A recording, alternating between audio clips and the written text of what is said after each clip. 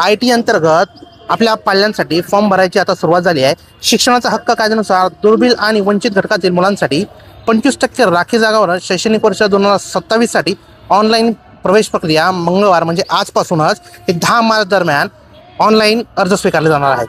पालकांनी अर्ज भरताना घराचा अचूक पत्ता, बालकाची जन्मतारीख आणि वार्षिक उत्पन्न, त्यांचे जात प्रमाणपत्र किंवा दिव्यांग असेल तर दिव्यांग संदर्भात जे काही कागदपत्रे आहेत त्यांच्याकडं त्याची अचूक माहिती या ठिकाणी व्यवस्थित भरणे हे शिक्षक विभागाने स्पष्ट केलं आहे.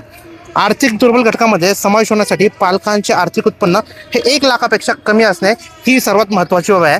तसेच अनुसूचित जाती, अनुसूचित जमाती, विमुक्त जाती आणि भटक्या जमाती ज्या आहेत, तसेच इतर मागासवर्ग, विशेष मागासवर्ग आणि सामाजिक व आर्थिकदृष्ट्या मागास घटक या घटकांचाही यामध्ये समावेश करण्यात आला आहे.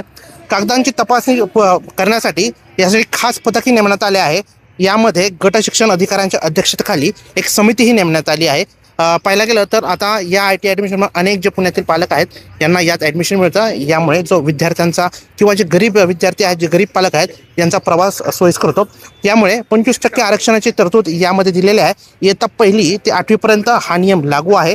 अशा परिस्थितीत पहिलीच्या विद्यार्थ्यांना ज्यावेळेस यासाठी ॲडमिशन घ्यायचे आहे त्यासाठी 1 किलोमीटरची मर्यादा यात ठेवल्या आहे. पण पालकाकडून या 1 किलोमीटर मर्यादेचा विरोध केला जात आहे आणि पालकांनी सांगितल्याप्रमाणे हा जो 1 किलोमीटरचा निर्णय आहे हा काढून टाकावा.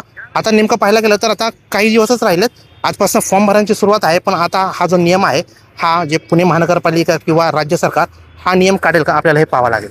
न्यूज अनकटसाठी मी दिनेश वडणे, धन्यवाद.